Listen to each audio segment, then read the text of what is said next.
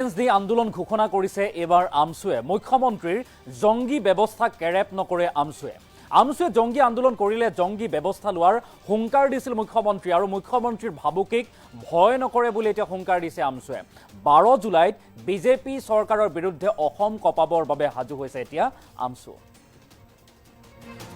এটা ডাঙৰ খবৰ আমি লৈ আহিছো যে মুখ্যমন্ত্ৰীক চেলেঞ্জ আমছুৰ আৰু তাৰ পাছতে আন্দোলন ঘোষণা কৰিছে এতিয়া আমছুৱে মুখ্যমন্ত্ৰীৰ জংগী ব্যৱস্থা কেৰেপ নকৰে আমছুৱে সংখ্যালঘু সংগঠন আমছুৱে এবাৰ মুখ্যমন্ত্ৰীক ওলোটাই প্ৰত্যাহ্বান জনাইছে আমছুৱে জংগী ব্যৱস্থা বা জংগী আন্দোলন কৰিলে জংগী ব্যৱস্থা লোৱাৰ ঘোষণা কৰিছিল মন্তব্য কৰিছিল মুখ্যমন্ত্ৰীগৰাকীয়ে আৰু মুখ্যমন্ত্ৰীৰ যি ভাবুকি সেই ভাবুকিক যেন ভয় নকৰে বুলি এতিয়া হুংকাৰ দিছে আমছুৱে আৰু 12 জুলাইত বিজেপি চৰকাৰৰ বিৰুদ্ধে অসম কপাব আমছুৱে আৰু সেই ঘোষণা কৰিছে আমছুৰ নেতৃত্বই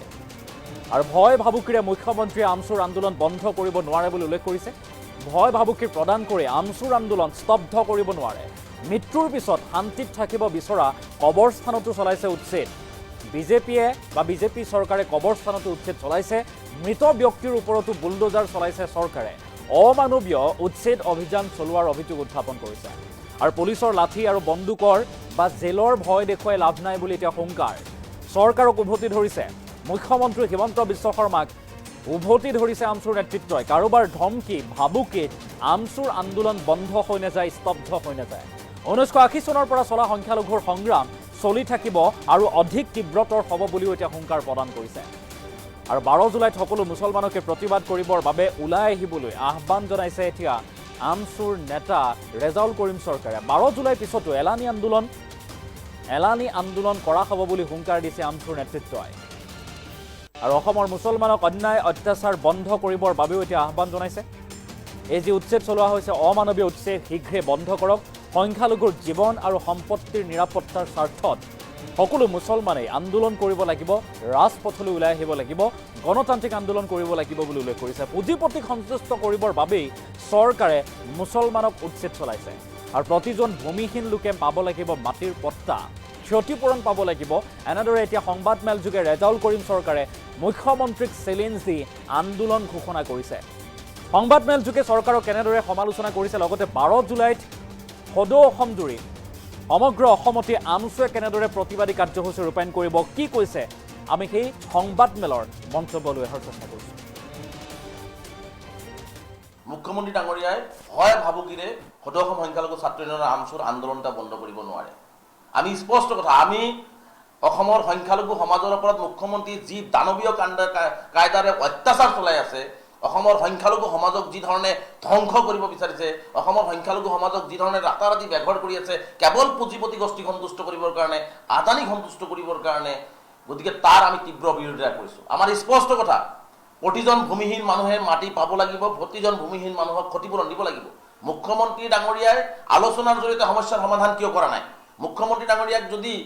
মানে মাটি লাগেই সেই অঞ্চলৰ মানুহখিনিক পুনৰ্সংস্থাপনৰ ব্যৱস্থা কৰি তেওঁলোকক উপযুক্ত ক্ষতিপূৰণ দি তেওঁলোকক মানে ব্যৱস্থা কিয় কৰি আজিলৈকে নকৰিলে গতিকে মুখ্যমন্ত্ৰী ডাঙৰীয়াই যিমানে ভয় ভাবুকি পুলিচৰ লাঠিৰ কোব বা বন্দুকৰ গুলি দেখি বা জেল দেখুৱাই যদি ভয় খুৱাব বিচাৰিছে সেইটো গৰু গুচত কথা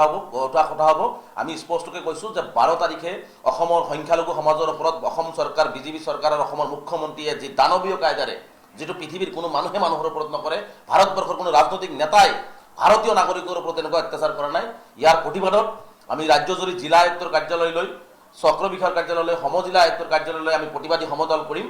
আৰু আমাৰ আন্দোলন আমি অব্যাহত ৰাখিম স্পষ্ট কথা কাৰো ধমকি ভাবুকিত আমাৰ সদৌ অসম সংখ্যালঘু ছাত্ৰ ইউনিয়নৰ আন্দোলন বন্ধ হৈ নাযায় 1980 চনৰ পৰা যি অবিৰত সংগ্ৰাম আমাৰ চলি আছে সেই সংগ্ৰাম আমাৰ অব্যাহত থাকিব আৰু তীব্ৰতৰ হ'ব গতিকে আমি 12 তাৰিখে অসমৰ সংখ্যালঘু সমাজৰ লগতে যিসকলে এই ধৰণৰ দানৱীয় কাণ্ড কৰি আছে মুখ্যমন্ত্ৰীয়ে যিসকলে এই অমানৱীয় উচ্ছেদৰ বিৰোধিতা কৰে যিসকলে ধৰ্মনিৰপেক্ষ ৰাইজ আছে মই সকলোকে আহ্বান জনাইছোঁ যে অন্ততঃ আহক আমি সকলোৱে মিলিজুলি এই ধৰণৰ অমানৱীয় উচ্ছেদৰ বিৰোধিতা কৰি আমি 12 তাৰিখে প্ৰতিবাদ সাব্যস্ত কৰোঁ 12 তাৰিখৰ পিছতো এলানি আন্দোলনৰ কাৰ্যসূচী সদৌ অসম সংখ্যালঘু ছাত্ৰ ইউনিয়নৰ অসমৰ পৰা দিল্লীলৈকে সকলোতে সদৌ অসম সংখ্যালঘু ছাত্ৰ ইউনিয়নে আন্দোলনৰ কাৰ্যসূচী গ্ৰহণ কৰিব আৰু স্পষ্ট কথা যে অসমৰ সংখ্যালঘু সমাজৰ ওপৰত যদি এই ধৰণৰ অন্যায় আৰু অত্যাচাৰ বন্ধ নহয় তেনেহ'লে কিন্তু অসমৰ মুখ্যমন্ত্ৰী ডাঙৰীয়াই এক ভয়াবহ গণতান্ত্ৰিক আন্দোলনৰ মুখামুখি হ'ব লাগিব এটি স্পষ্ট গতিকে অসমৰ সংখ্যালঘু ৰাইজক মই আহ্বান জনাইছোঁ স্পষ্টকৈ যে সংখ্যালঘু সমাজৰ নিজৰ জীৱন আৰু সম্পত্তিৰ নিৰাপত্তাৰ স্বাৰ্থত আমি সংখ্যালঘু সমাজ গণতান্ত্ৰিকভাৱে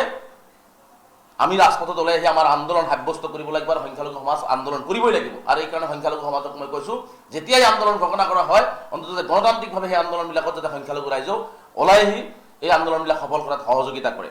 আজি দুখৰ বিষয়, আজি মুখ্যমন্ত্ৰী ডাঙৰীয়া এজন মুখ্যমন্ত্ৰী হৈ কেনেকৈ ক'ব পাৰিলে যে উচ্ছেদ অমানৱীয় নহয়। তাৰ মানে স্পষ্টকৈ বুজা গ'ল যে মুখ্যমন্ত্ৰী ডাঙৰীয়াৰ ভিতৰত অন্তৰত যে কোনো ধৰণৰ মানৱতা নাই। মানৱতাহীন মানুহে এজন ক'ব পাৰে যে উচ্ছেদ অমানৱীয় নহয়। যাৰ হৃদয় নাই,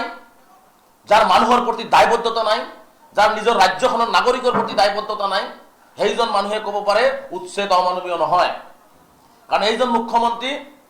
দানৱীয় কাণ্ডৰে কামবিলাক কৰি আছে কাৰণে উচ্ছেদ অমানৱীয় নহয় বুলি কৈছে। আজি উচ্ছেদ অমানৱীয় কেনেকৈ নহয়? আজি 80 বছৰীয়া বৃদ্ধা চকিনা খাতুন কেঞ্চাৰ ৰোগত আক্ৰান্ত হৈ আজি মৃত্যুৰ সৈতে যুঁজি আছে, সেই মানুহজনীক আজি মুকলি আকাশৰ তিৰপলৰ তলত থৈ দিয়া হৈছে। সেইটো অমানৱীয় হোৱা নাই? আজি হাজাৰ হাজাৰ ছাত্ৰ ছাত্ৰীক শিক্ষাৰ পৰা বঞ্চিত কৰি দিয়া হ'ল, স্কুল ভাঙি দিয়া হ'ল, সেইটো অমানৱীয় হোৱা নাই? আজি মৃত্যুৰ পিছত কবৰস্থান, অন্ততঃ মানুহ মৃত্যুৰ পিছত শান্তিত থাকিব বিচাৰে, সেই কবৰস্থানকো আজি ভাঙি দিয়া হ'ল, এইটো অমানৱীয় হোৱা নাই? যে মৃত ব্যক্তিৰ ওপৰতো এই চৰকাৰখনে বুলডোজাৰ চলাইছে, এইটো অমানৱীয় হোৱা নাই? আজি হাজাৰ হাজাৰ মানুহক মুখৰ ভাত কাঢ়ি লৈ যোৱা হৈছে, পুলিচৰ লাঠিৰ কোব দিয়া হৈছে, মানুহক উচ্ছেদৰ কাৰণত মৃত্যু হৈছে, এইটো অমানৱীয় হোৱা নাই? আজি বিভিন্ন মানুহ আজি উচ্ছেদৰ ফলত বেমাৰত আক্ৰান্ত হৈছে, এইটো অমানৱীয় হোৱা নাই? এটোপাল পানী তেওঁলোকে যোগান ধৰা নাই, পানী মানুহক ল'ব যাব দিয়া সুবিধা কৰি দিয়া নাই, এইটো অমানৱীয় হোৱা নাই? তাৰ মানে স্পষ্ট কথা বুজা গ'ল যে মুখ্যমন্ত্ৰী ডাঙৰীয়া মানৱীয় শব্দটা অমানৱীয় শব্দৰ অৰ্থ বুজি লৈ কথাবিলাক ক'ব লাগিছিল। কিন্তু মুখ্যমন্ত্ৰী ডাঙৰীয়া নিজৰ যিহেতু মানৱতা নাই, নিজে কেৱল গাদী ৰক্ষা, নিজে কেৱল সংখ্যাগুৰু মানুহক সন্তুষ্ট কৰিবৰ কাৰণে জাতি বাতি ভেটিৰ কথাৰ নাটক কৰি আজি এইসকল মানুহ জাতি মাতি ভেটিৰ মানুহ নহয় নেকি? এইসকল অসমৰ মানুহখিনিতা নহয় নেকি? এওঁলোকক উচ্ছেদ কৰি কিয় যাযাবৰী জীৱন যাপন কৰাব বিচাৰিছে? পেলেষ্টাইন সদৃশ, গাজা সদৃশ পৰিৱেশ আজি অসমৰ সংখ্যালঘুসকলৰ ওপৰত কৰা হৈ আছে। আজি গাজাৰ মানুহখিনি যি অৱস্থাত আছে তেনেকুৱা এটা পৰিৱেশ ইয়াত তৈয়াৰ কৰিবৰ কাৰণে মুখ্যমন্ত্ৰী কৰি আছে। মুখ্যমন্ত্ৰী ডাঙৰীয়া আমি স্পষ্টকৈ কৈছোঁ, মানুহৰ লগত এনেকুৱা ধৰণৰ অন্যায় কৰিব নাপায়। ভাৰতৰ কোনো ৰাজনৈতিক দলে আমাৰ দেশখনৰ কোনো ৰাজনৈতিক দলৰ নেতাই এনেকুৱা পৰিৱেশ সৃষ্টি কৰা নাই। গতিকে মুখ্যমন্ত্ৰী ডাঙৰীয়া কৈছোঁ, যদি মাটি লাগে, মই পুনৰবাৰ কৈছোঁ, আদানী সন্তুষ্ট কৰি নহয়, আমাৰ অসমৰ জনসাধাৰণক সন্তুষ্ট কৰি সেইসকল মানুহৰ জীৱন আৰু সম্পত্তিৰ নিৰাপত্তা সুনিশ্চিত কৰি আজি তেওঁলোকক মাটি দিয়াৰ ব্যৱস্থা কৰক। কিন্তু আজি সেইটো নকৰি আজি মুখ্যমন্ত্ৰী ডাঙৰীয়াই আজি সংখ্যালঘুক টাৰ্গেট কৰি সংখ্যালঘুসকলক অত্যাচাৰ কৰিবৰ কাৰণে যি পন্থা অৱলম্বন কৰিছে আমি সহজে মানি নলওঁ। ইয়াৰ তীব্ৰ বিৰোধিতা অসমৰ বুকুত হ'ব। তাৰ কাৰণে যদি মুখ্যমন্ত্ৰী ডাঙৰীয়াই আমাক পুলিচ দি মাৰে, জেলত ভৰাই, গুলি কৰে, যি কৰে কৰি থাকিব তেওঁ মুখ্যমন্ত্ৰীৰ বিষয়। কিন্তু আমি গণতান্ত্ৰিকভাৱে আমি আমাৰ কথাবিলাক আমাৰ আন্দোলনবিলাক আমি চলাই যাম। আমি আইনগতভাৱে আমি যুঁজ দি যাম, আমি বৌদ্ধিকভাৱে যুঁজ দি যাম। কেৱল মাত্ৰ মই অসমৰ সৰ্বস্ত্ৰ ৰাইজক এটাই আহ্বান জনাইছোঁ যে কোনেও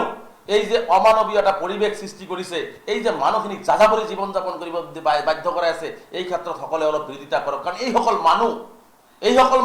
অসমৰ বাসিন্দা। গতিকে মই সকলোকে আহ্বান জনাইছোঁ, ইয়াত ধৰ্মৰ কথা আনিব নালাগে। ইয়াত উচ্ছেদ হোৱা ভুক্তভোগী হৈ সকলোকে অলপ মাত দিবৰ কাৰণে মই আহ্বান জনাইছোঁ। গতিকে স্পষ্ট কথা, আমি বাৰম্বাৰ